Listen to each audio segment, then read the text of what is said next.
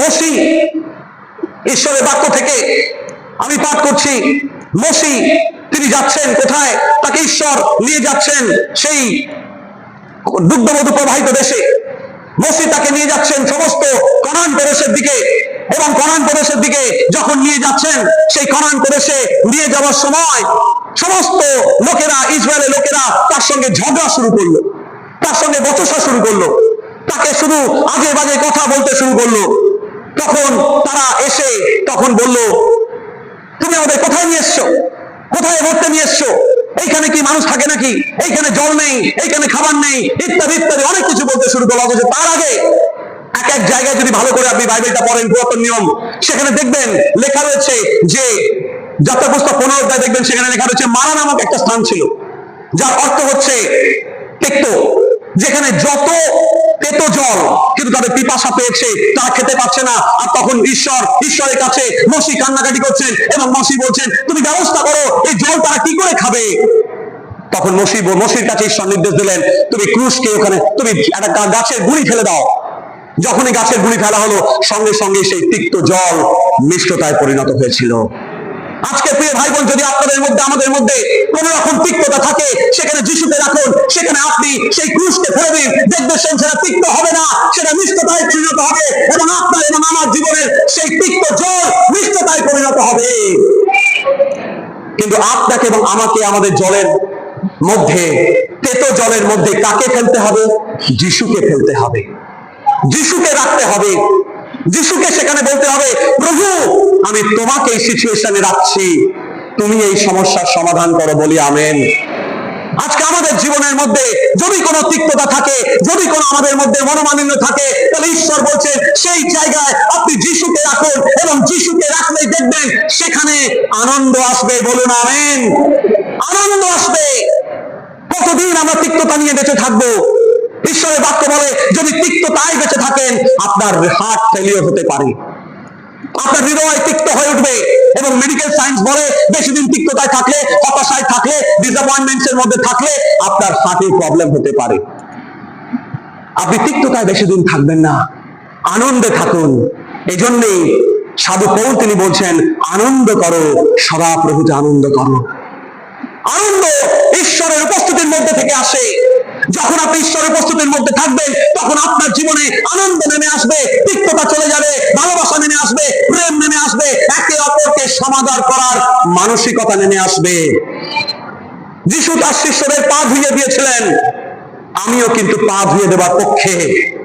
এই জন্যই যে আমি অন্যকে সম্মান দিতে ঈশ্বর আমাকে শিখিয়েছেন। আমার থেকে বয়সে ছোট, আমার থেকে বয়সে বড় কারোরই পা ধরতে বা পা ধরে জল ধুয়ে দিতে আমার কোনো প্রবলেম নেই, কারণ আমার ইগো প্রবলেম নেই। ঈশ্বর ইগো প্রবলেম থেকে অনেকদিন আগে আমাকে মুক্ত করেছেন। তাই আজকে ঈশ্বর বলছেন, সাধু পৌল বলছেন, আজকে নিজের থেকে অন্যকে সমাদর করো। যদি আমি নিজেকে থেকে অন্যকে সমাদরই না করতে পারি, যাকে যোগ্য ব্যক্তি, যাকে যদি সমাদর করতে না পারি, তাকে যদি সম্মান করতে না পারি, তাহলে ঠিক প্রভুতে আসাও আমার বৃথা। মাদার টেরেসা একটা কথা বলেছিলেন, তিনি বলেছিলেন, সমস্ত কিছু শুরু হয় একটা মুখের হাসি দিয়ে। আপনি একটা ছোট্ট হাসি দেখবেন, শিশুর মতো সরল হাসি, ঈশ্বর আনন্দ পান, আপনার পাশের ব্যক্তি আনন্দ পান। আপনি এখন, আমি আপনাদেরকে নির্দেশ দিচ্ছি, আপনার পাশের জনের দিকে তাকিয়ে আপনি একবার হৃদয় থেকে একবার হাসুন। আপনার পাশের ব্যক্তির দিকে তাকিয়ে, কেউ গম্ভীর মুখে বসে থাকবেন না, আপনার পাশের ব্যক্তির দিকে তাকান, তাকিয়ে একবার হাসুন, একবার হাসুন। দেখবেন দুনিয়াটা অনেক অনেক ঠান্ডা হবে, অনেক। হাসুন। যদি আপনি হাসতে পারেন, তাহলে লাফিং ক্লাবে গিয়ে করার দরকার নেই, লাফিং ক্লাবে যাওয়ার দরকার নেই। আপনাকে হৃদয় ভালো থাকবে। লাফিং ক্লাবে কেন যায় জানেন? হার্ট ভালো রাখার জন্য। ওখানে ব্যায়াম হয়, লাফিং থেরাপি। লাফিং হচ্ছে একটা থেরাপি আপনার হার্টের জন্য। যত হাসবেন খোলা মনে, দেখবেন আপনার হার্ট ভালো থাকবে। সেই জন্যেই আপনি মন খুলে হাসুন। হাসুন, হৃদয় খুলে হাসুন, আর প্রাণ ভরে বাঁচুন। আরে কতদিনই বা বাঁচবো? শুধু কি মারামারি করতে করতে জীবন চলে যাবে নাকি রে বাবা? আর কত মারামারি করবো সারা জীবনে? আরে জীবন তো এইটুকুনি, 50 বছর, 60 বছর, 70 বছর, 80 বছর, তারপরে তো শেষ। সারা জীবন মারামারি করতে করতেই চলে যাবে? সারা জীবন মারামারি করতে করতে জীবন শেষ করে দেবেন? তাহলে হাসবেন কবে? বাঁচবেন কবে? মানুষের জন্য কাজই বা করবেন কবে? আর ঈশ্বরকে নিয়েই ভাববেন কবে? তাই আসুন না, আজকে ওই তেতো জায়গাটার মধ্যে আপনি কি রাখবেন? যিশুকে রাখুন। দেখবেন সেই জায়গা ক্রমশ কি হচ্ছে? মিষ্টতায় পরিণত হচ্ছে, মিষ্টতায় পরিণত হচ্ছে। যিশুকে রাখুন। যখন মনে হচ্ছে আমি নিজেকে কন্ট্রোল করতে পারছি না, প্রভু আমি নিজেকে কন্ট্রোল করতে পারছি না, প্রভু তোমাকে সঙ্গে রাখলাম, তুমি আশীর্বাদ করো আজকে। আমি নিজেকে কন্ট্রোল করতে পারছি না, প্রভু তুমি আশীর্বাদ করো আজকে। দেখবেন আপনার মনে পবিত্র আত্মা কাজ করবেন। দ্বিতীয়ত, প্রভু যখন আপনি পরিকল্পনার মধ্যে থাকবেন, আপনার জীবনের তিক্ততা দূর করবেন, 1 নম্বর। 2 নম্বর, আপনার সমস্ত ভরণ পোষণ তিনি যোগাবেন। বলুন আমেন। আপনার কি প্রয়োজন তিনি বলছেন, তোমাদের যা কিছু প্রয়োজন, 6 অধ্যায় 33 মধ্যে লিখিত সুসমাচার, 6 অধ্যায় 33 পরে তিনি বলছেন যে তোমাদের যা কিছু প্রয়োজন আমি যোগান দেব। সেখানে বলছে তোমার রাজ্য ও ধার্মিকতার বিষয়ে সচেষ্ট হও, বাকি সমস্ত কিছু তোমাদেরকে দেওয়া যাইবে, সমস্ত কিছু দেওয়া যাইবে। যা কিছু প্রয়োজন আপনার সবকিছু দেওয়া যাইবে। তিনি বলছেন যদি কেউ মাছ চায় তাকে কি কেউ সাপ দেয়? যদি কেউ রুটি চায় তাকে কি কেউ পাথর দেয়? যদি আমাদের জীবন্ত পিতারা মানে পার্থিব পিতারা যদি ভালো ভালো জিনিস আমাদের জন্য দিতে পারে, তাহলে স্বর্গস্থ পিতা আমাদের কত মঙ্গলের পরিকল্পনা করে রেখেছেন। সেই কারণেই আমাদেরকে ভাবতে হবে যে আমার রাজ্য ও ধার্মিকতার বিষয়ে আমরা সচেষ্ট হব, বাকি সমস্ত কিছু দেওয়া যাইবে। মনটা উদার করুন, মনটাকে উদার করতে হবে দুদিক দিয়ে। 1, আমাদের নিজেদের দিক দিয়ে, 2, আমাদের পরিবারের দিক দিয়ে, 3, আমাদের বিশ্বাসী ভাই বোনেদের দিক দিয়ে। যদি আমার বাড়িতে আমার বাবা মাকে আমি নিজেই না দেখি, আরেকবার বলি, এখানে অনেকেই বাবা মা আছেন, এখানে অনেকেই ছেলে মেয়েরা আছে, আমি একজন ছেলে, আবার একজন বাবা, একজন স্বামী। তাহলে আমি যদি আমার পরিবারের বাবা মাকে না দেখি, যদি আমার পরিবারে আমি কোনো দায়িত্ব না নিই, আর আমার কোনো অধিকারই নেই মন্ডলীতে সে পরিচর্যা করা। আমাকে আমার পরিবারের দায়িত্ব আগে নিতে হবে। বলুন আমেন। তাহলে আমাকে আমার পরিবারের দায়িত্ব, বাবা মার দায়িত্ব, ভাই বোনেদের দায়িত্ব ইত্যাদিগুলো নিতে হবে। ঈশ্বর তখন তাকে আশীর্বাদ করবেন। এগুলো রাজ্য ধার্মিকতা। রাজ্য ধার্মিকতা মানে মন্ডলীতে এসে শুধু কাজ করা নয়, তার সাথে সাথে পরিবারের দায়িত্ব পালন করা। সেজন্য বলছে জগতের লোকেরা তার অনেক সময় দায়িত্ব পালন করে না। এমন অবস্থা যে বাবা মাকে ছেড়ে দিয়েছে, চলে যান গড়িয়াহাটে, পেপারে খবরে অনেকবার এসছে। বাবা মাকে দায়িত্ব পালন করে না, তারা ইংল্যান্ডে, কোথায় ইউরোপে, কোথায় আমেরিকায় কাজ করছে, আর বাবা মাকে ছেড়ে দিয়েছে কাজের লোকের কাছে। অনেক সময় পেপারে শুনতে পাওয়া যায় যে কাজের লোক মারধর করে বাবা মার কাছ থেকে সব টাকা পয়সা কেড়ে নিয়েছে, অনেক সময় মেরেও ফেলেছে। এরকম খবর আচ্ছা পাওয়া যায়। মানে কি, অর্থ উপার্জন করতে করতে ছেলে মেয়ে তাদের বাবা মার দায়িত্ব পালন করা ভুলে গেছে। আমরা রাজ্য ধার্মিকতার বিষয়ে কথা বলছিলাম। রাজ্য ধার্মিকতার কাজ শুধুমাত্র মন্ডলীতে নয়, তার প্রথম শুরু হয় আপনার পরিবারের মধ্যে। বলুন আমেন। আজকে পরিবারগুলো ভেঙে যাচ্ছে। আজকে পরিবারের সম্বন্ধে মারামারি লাঠালাঠি সেই করতে করতেই আমরা মন্ডলীতে চলে আসি, আর তারপরে মন্ডলীতে এসে একই পরিবেশ হয়। সুস্থ মন্ডলী গড়ে তুলতে গেলে সুস্থ পরিবার গড়ে তুলতে হয়। প্রিয় ভাই বোন,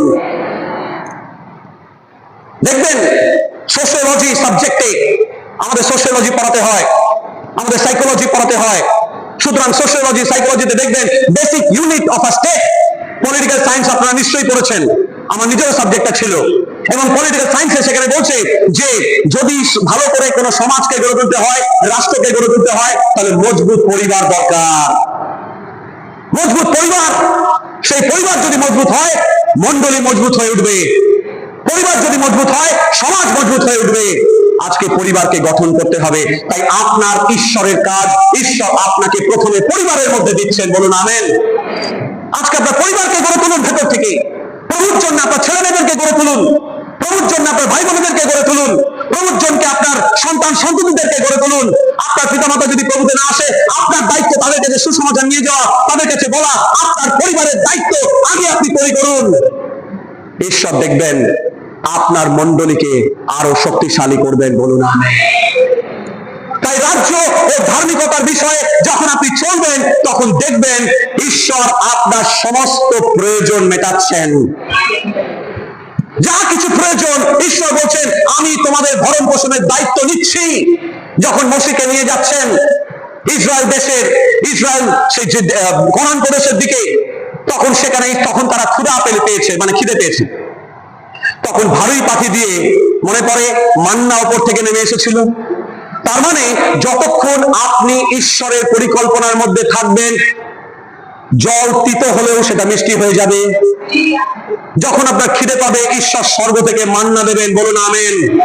ঈশ্বর যা কিছু আপনার খাবার দরকার হবে, পরবার দরকার হবে, যা কিছু আপনার প্রয়োজন, সমস্ত কিছু ঈশ্বর সঠিক সময় যোগাবেন। কিন্তু তার প্রথম উদ্দেশ্য যেন আপনি এবং আমি তার পরিকল্পনার মধ্যে থাকি। এইবার আমি একটা জায়গা থেকে আমি পাঠ করতে চাই। সেই জায়গাটা হচ্ছে যিশাইয়া পুস্তক, তার 48 অধ্যায় 20 থেকে 22 পদ। 48 অধ্যায় 20 থেকে 22 পদ। কেউ একজন যদি জোরে পাঠ করতে পারবেন, কেউ একজন?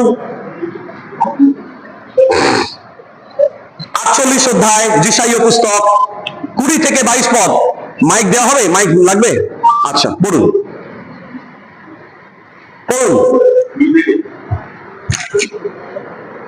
তোমরা ব্যাগের মধ্যে বাইরে হও,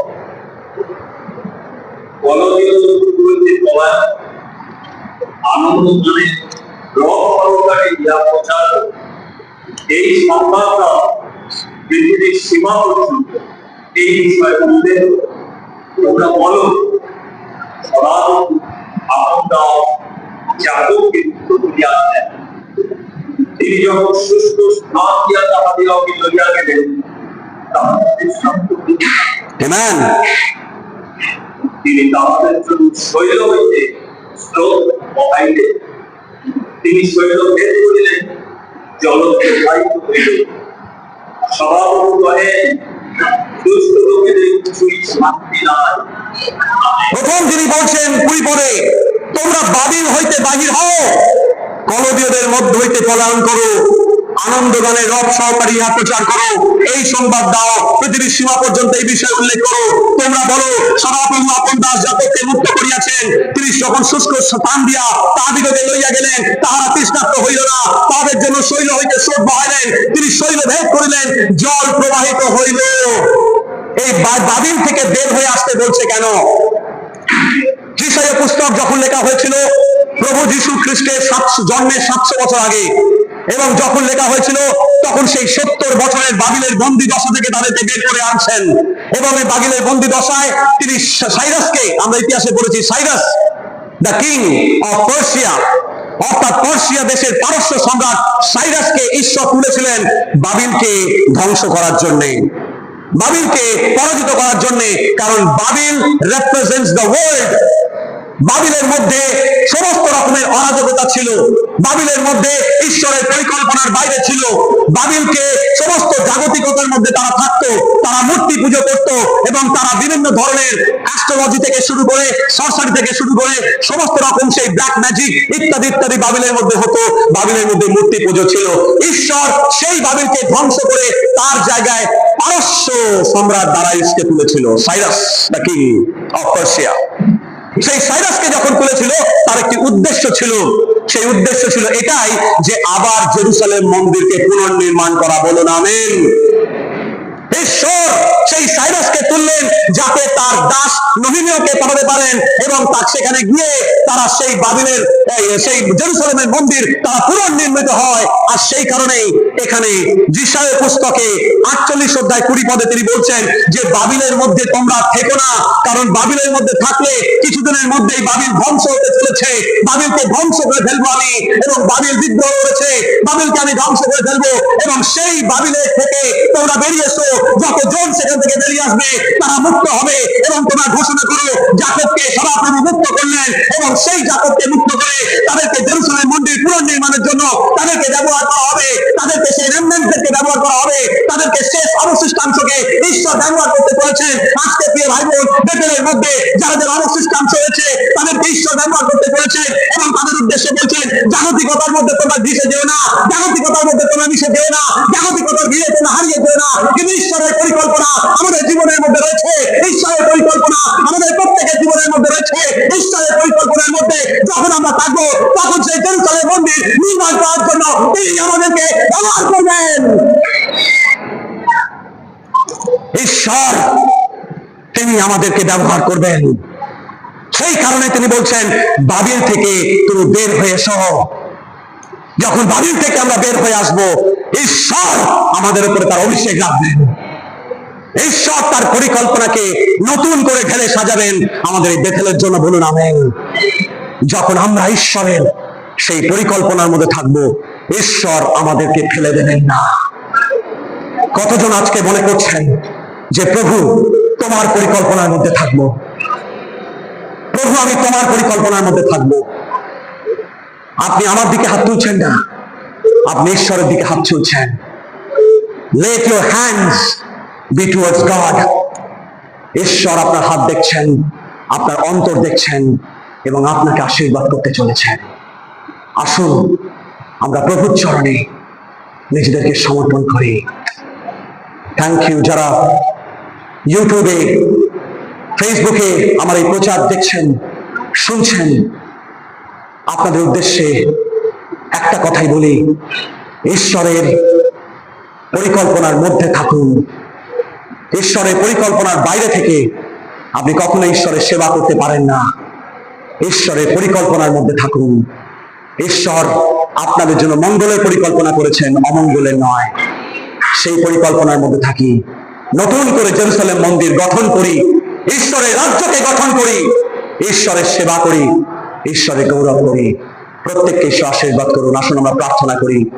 মঙ্গলময় ঈশ্বর, তোমায় ধন্যবাদ জানাই, ধন্যবাদ জানাই তোমার বাক্যের জন্য। তুমি আশীর্বাদ যুক্ত করো, মঙ্গলকারী হস্ত তুমি বিস্তার করো, আশীর্বাদকে তুমি ঢেলে দাও আজকে প্রভু। প্রত্যেককে তোমার অনুগ্রহকারী হাতে নিচে রাখো, আশীর্বাদ করো, আশীর্বাদ করো, আশীর্বাদ করো তোমার যিশু নামের নামে।